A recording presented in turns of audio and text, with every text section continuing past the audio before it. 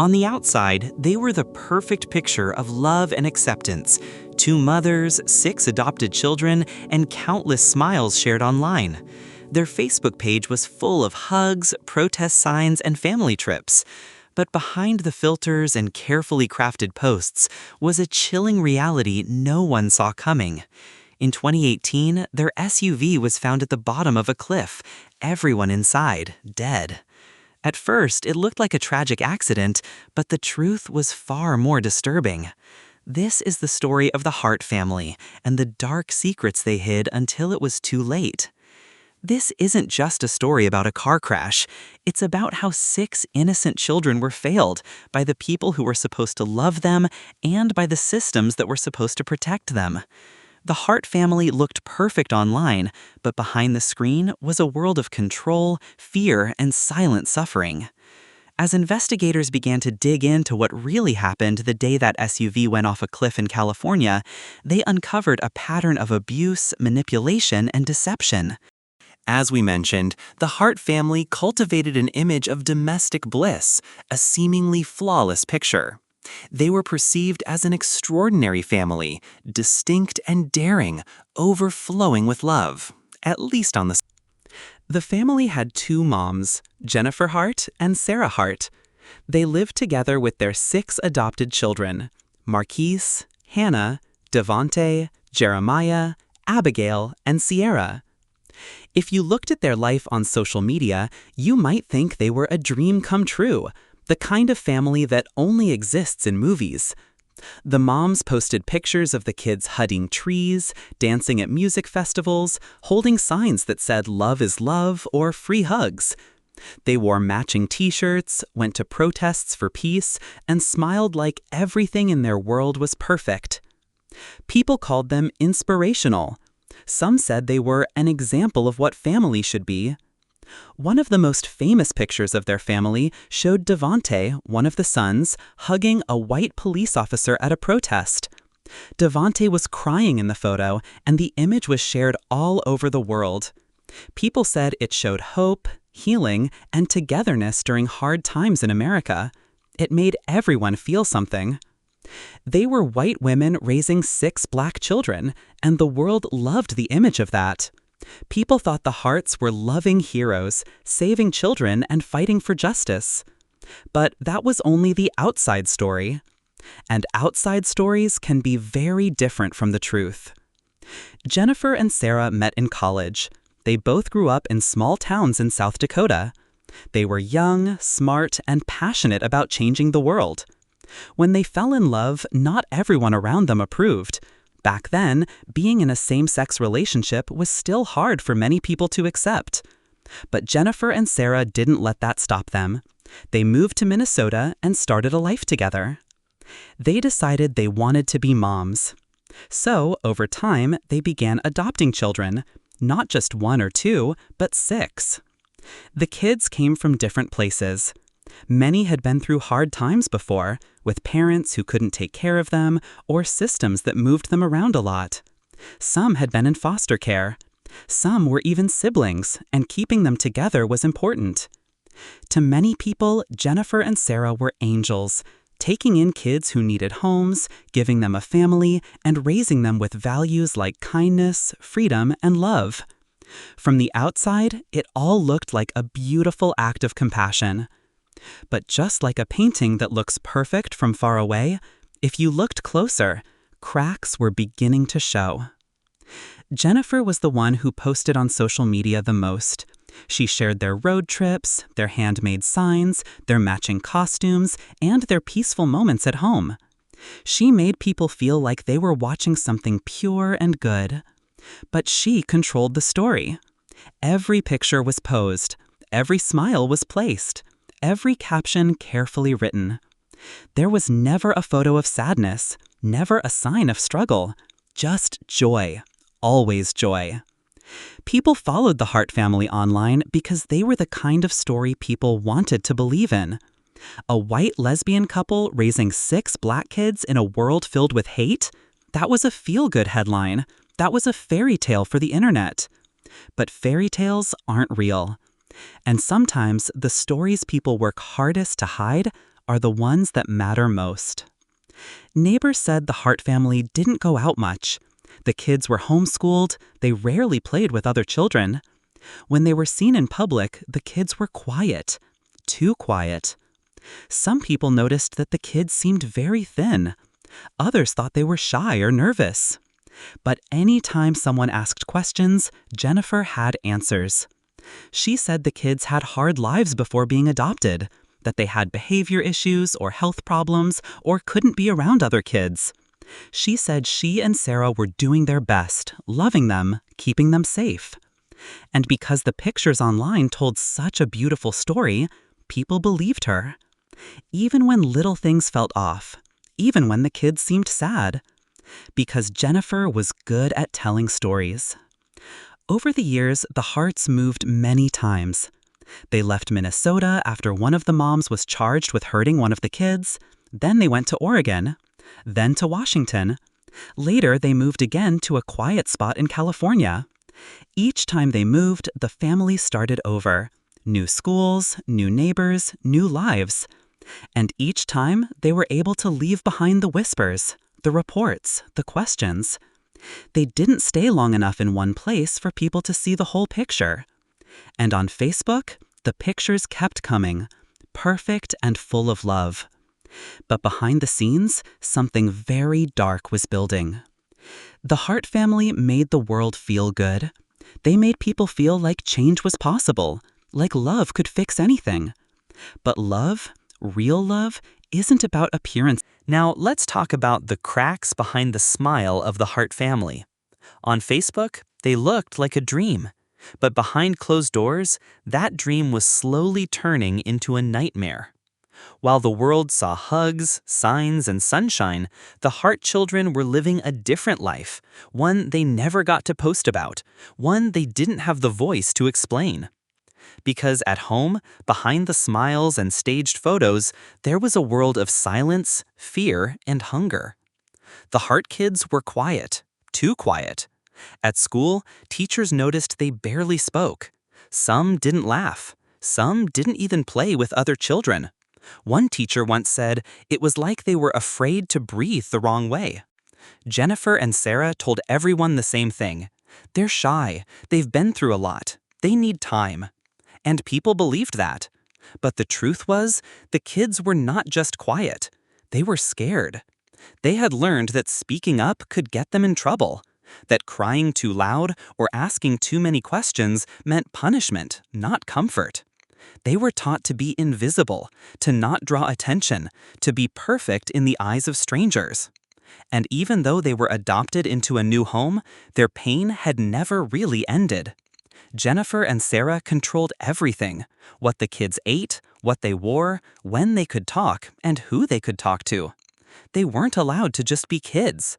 They were expected to perform, to smile in photos, say the right things, wear the right clothes, and never misbehave. Sometimes, if one of them acted out, even just a little, the whole group would be punished. That meant no food, no beds, no talking. There are reports that the kids were forced to lie on their beds for hours, sometimes without blankets or pillows. They were made to go to bed hungry. They were told to stay quiet, no matter how bad things got. If they cried, they were told they were being dramatic. If they asked for help, they were told to stop lying. So they stopped asking. One of the most heartbreaking things to come out later was how often the children were hungry. So hungry, they would search for food at school. One of the girls, Abigail, was caught stealing food from the trash during lunchtime. Another child, Devante, begged neighbors for bread, peanut butter, and fruit. Not candy, not junk food, just simple food. And even then, he was scared. He would ask the neighbor not to tell his moms. He didn't want to get in trouble. He just wanted something to eat. The moms said the kids were just being greedy. Jennifer told people they had food issues from their past, but that wasn't the full story. They were being starved on purpose. And not just of food, but of safety, love, and care. In 2017, something happened that no Facebook post could hide. One night, just before dawn, Hannah, one of the oldest daughters, jumped out of her bedroom window and ran barefoot in the dark to the house next door. She was terrified. Her face was thin, her eyes wide. She told the neighbor, "Please help us. They're abusing us." She begged them not to tell her moms. She said they hit the kids, starved them, and treated them like they were bad all the time. The neighbor was shocked. She comforted Hannah and promised she'd help. But then Jennifer came to the door. She smiled, she laughed a little. She said Hannah just had a rough night. She said the girl was dramatic and emotional. She promised everything was fine. And just like that, the moment passed. No police were called, no children were removed. But the seed of doubt had been planted, and soon more people began to notice things that didn't add up. The Hart family had moved to Woodland, Washington by then, a quiet, forested place where you could disappear if you wanted to. They lived next to a couple named Dana and Bruce. At first, Dana and Bruce thought the Harts were just private people, but then they met Devante. He was polite, sweet, but always nervous. He came to their house and asked for food, not once, but many times. He said his parents wouldn't let them eat for a day or more. Dana started giving him granola bars and sandwiches. But when she tried to talk to Jennifer about it, Jennifer told her, "Devante is just playing you. He's trying to manipulate you." She told Dana not to believe a word he said. But Dana trusted her gut. She started documenting the visits, writing down what Devante said, and taking photos. Then she did something that should have happened years earlier. She called Child Protective Services. On March 23, 2018, a CPS worker knocked on the Hart's door. No one answered. They knocked again the next day. Still no answer. By the third visit, the house was empty. Jennifer and Sarah had packed the car, the kids were loaded in, and they had vanished. A family that no one really knew. For years, the Hart family lived in plain sight. Neighbors saw bits and pieces. Teachers noticed red flags. Doctors had questions. Social workers had warnings. But no one ever saw the whole truth, not all at once. Jennifer and Sarah were skilled at telling the right story to the right people. And because they looked like good parents on the surface, most people gave them the benefit of the doubt. After all, they were the ones who adopted 6 kids. They were the ones smiling in every photo. They were the ones hugging strangers and By the time the world found out what really happened to the Hart family, it was too late. But the truth is, the signs had always been there. People saw things, people said things, people asked questions. But each time, the truth got buried under lies, under charm, under the image of a perfect family that people wanted so badly to believe in. The first red flags started surfacing back in Minnesota, where it all began. The Hart children were still in public school. That's when the first signs of something wrong started showing up. One day, a teacher noticed bruises on Abigail, one of the girls. The child was 6 years old. When asked what happened, Abigail said her mom hit her with a belt. The school called Child Protection. When social workers investigated, Sarah Hart admitted that she had hit Abigail, and not just once. She said she let anger get the best of her. She said Jennifer didn't know about it. She cried. She promised to do better. The court gave her a slap on the wrist. She was charged with misdemeanor domestic assault and ordered to take parenting classes. But the children stayed in the home, and the system moved on. Not long after, more teachers started raising concerns. The kids came to school hungry, quiet, and often afraid. Sometimes they wouldn't eat lunch, not because they weren't hungry, but because they were scared of being punished later for taking food without permission. Mandatory reporters, like teachers, filed several reports to Child Protection Services.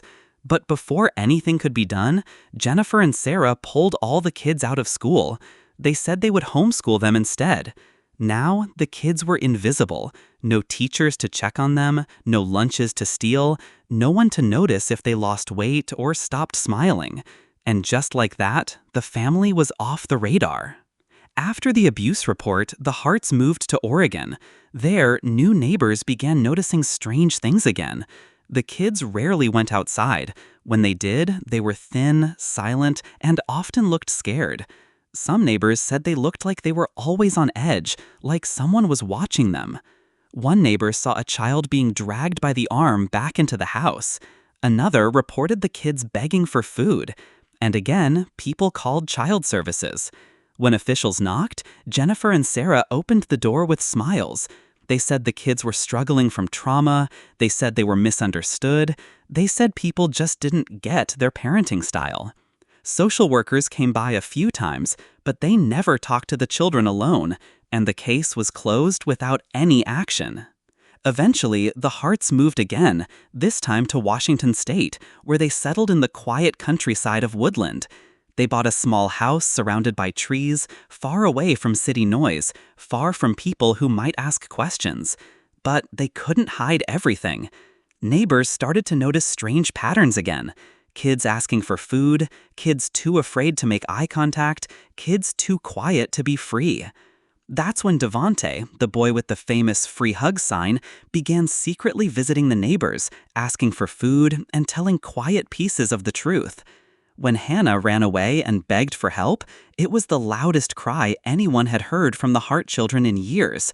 This time, the neighbors did more than listen. They called CPS, they wrote things down, they took it seriously. But by then, it was too late. On March 23, 2018, a social worker from Child Protective Services knocked on the Hart family's door. No answer. They returned the next day. Still nothing. The day after that, the house was empty. The family was gone. Vanished.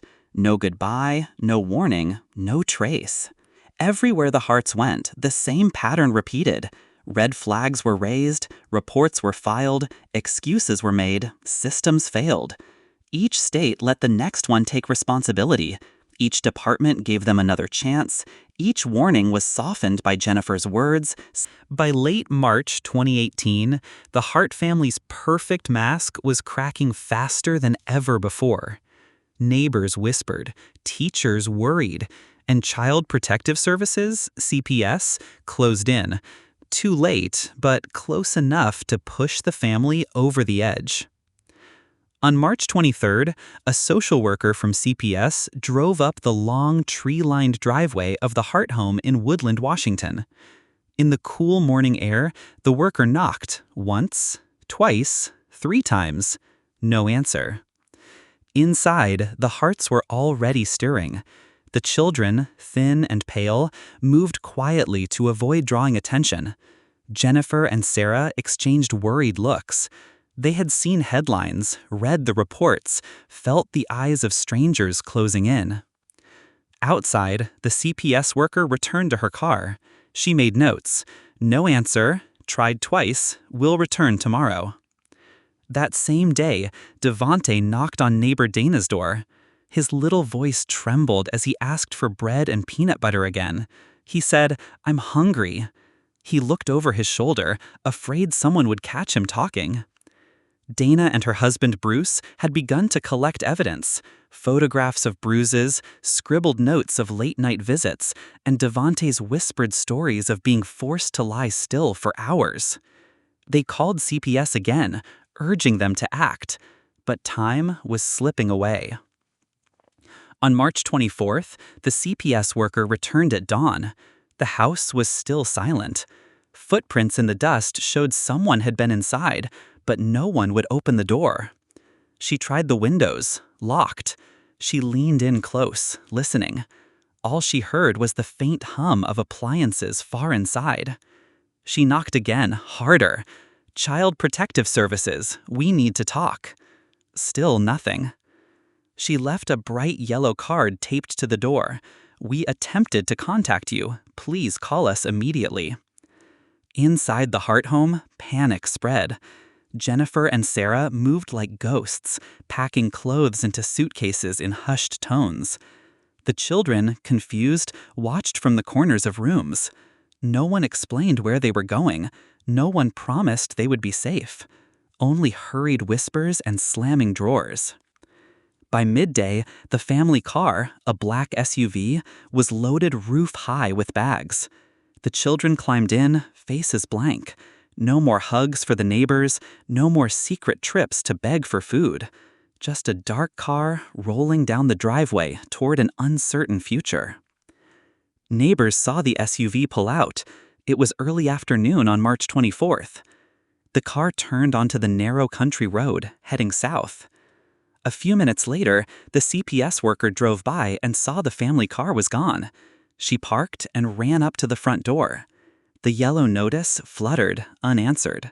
Her heart sank. That evening, she called every number she had. No one picked up. On the road again. Jennifer and Sarah had done this before, moved states when questions got too loud. Now they were driving toward California, where they hoped the red flags would fade into the wide Pacific coast.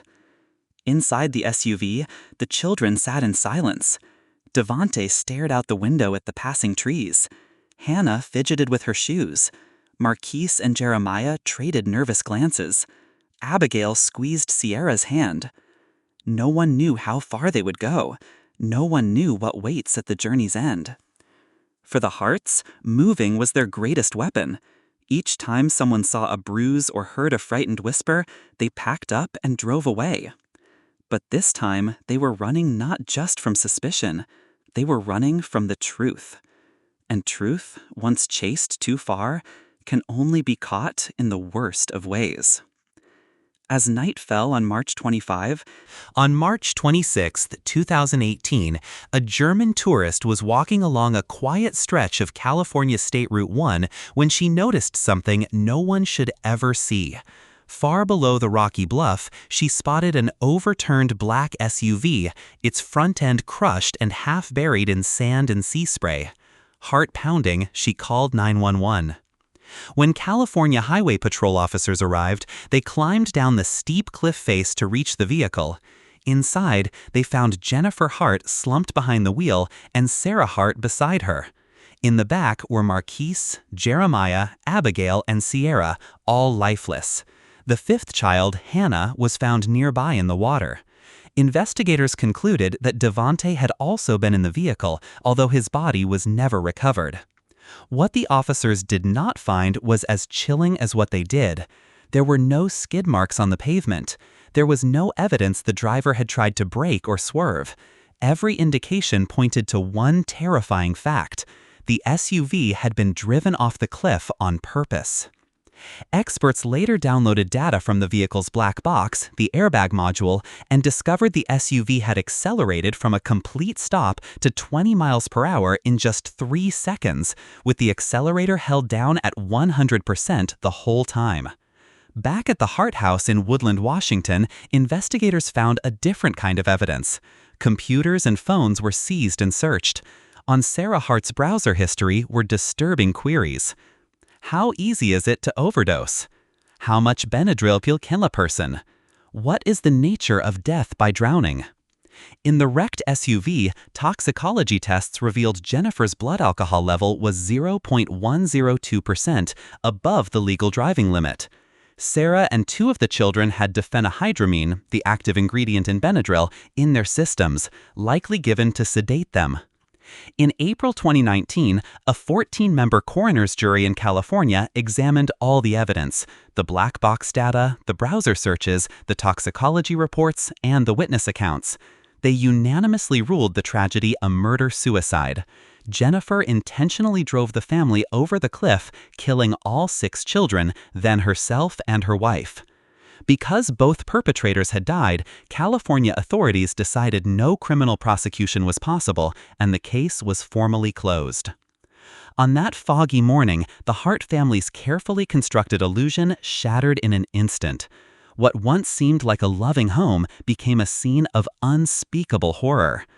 In the end, every staged photo, every posted caption, every smile. When the Hart family car plunged off that cliff, the world gasped in horror. But the shock quickly gave way to anger, sadness, and one question above all: how could this happen? News of 6 children and 2 mothers dead in a murder-suicide spread across TV screens and social media. People everywhere felt sick. Many remembered Devante's viral free hugs photo and couldn't believe the same family hiding such pain. Vigils sprang up in towns from California to Minnesota. Candles were lit, flowers laid at memorials, and strangers shared stories of how the Hart students had touched their lives in school or at protests. For a moment, the news cycle paused. Hundreds of reports, editorials, and talk show panels tried to make sense of how a family that looked so loving online could be so broken in real life. After the first week, day-long news specials gave way to deeper media projects. Reporters and documentarians uncovered long-buried records. Lauren Smiley's Broken Hearts podcast dug into police reports, court filings, and family interviews to show the cracks in the Hart's image. Soon, a full documentary followed, weaving photos, home videos, and expert commentary to confront hard questions about adoption and child welfare. Newspaper investigations exposed how one tiny Minnesota agency with past violations approved the adoption of Devontae, Jeremiah, and Sierra, only to find years later they were failing to protect them. These programs reminded everyone, social media can show the best moments and hide the worst. As the story settled in, lawmakers and child welfare experts demanded answers. States pointed fingers at each other. Minnesota, Oregon, Washington, and California all passed the case back and forth. Why had each agency closed investigations or accepted excuses? No one took full responsibility. Adoption records remained sealed. People wanted to know why so little follow-up happened after the adoptions. Experts explained that once a child is adopted, most systems treat it as success and rarely check back, leaving many adoptive families unmonitored for years. Children's rights advocates pressed for new laws, mandatory follow-up visits, better training for social workers, and a national database to track at-risk families across state lines. Even years later, some questions linger. What really went on inside the home? Most court records and private documents are sealed. We still don't know every moment of the children's suffering. Could the tragedy have been prevented? Neighbors called for help, teachers reported bruises, and CPS knocked on the door. Yet the family slipped away. Why weren't the children removed? How did race and image play a role? The Hart women were white, the children were black. Some experts argue that authorities trusted two white parents over the children's own voices and needs. Who will be held accountable? No criminal trial could follow a murder-suicide. Civil suits and investigations into the adoption agencies have been limited. Many feel justice stopped at the cliff's edge. From the broken pieces of the Hart story, new wisdom has emerged. Trust but verify. A smiling family photo is not proof of safety. People learned to look for the signs behind the smiles. Listen to children. When kids speak up about fear, hunger, or pain, they must be heard. No more passing off bruises or tears as dramatic. Follow the paper trail. Agencies now see the need for clear, shared records when families move between states. Warning signs should travel with the case, not disappear at state borders. Several states have already strengthened laws to require check-ins after adoption finalization. Training programs now emphasize trauma-informed care and cultural sensitivity in transracial adoptions. The Hart family tragedy shook the nation not just because of its horror, but because it showed how easily a good story can hide a terrible truth. More than 6 lives were lost that day. Countless systems, hopes, and chances to save the children died too. But by telling their story again and again, we honor the Hart kids